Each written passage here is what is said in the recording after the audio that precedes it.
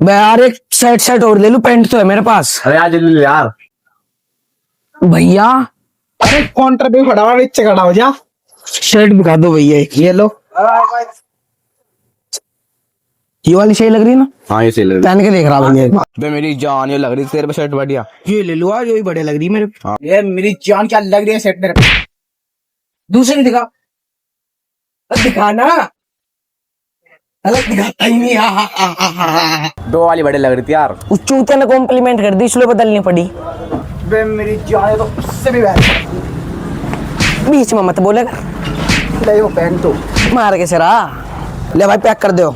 कितनी की पड़ेगी हो?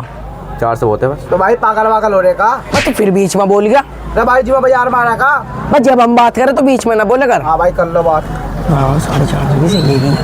800 वाली के 400 लास्ट 500 लगाऊंगा, जैसे ही पे तो हुए मैं करी दे बैल। ले भाई 500। चल भाई।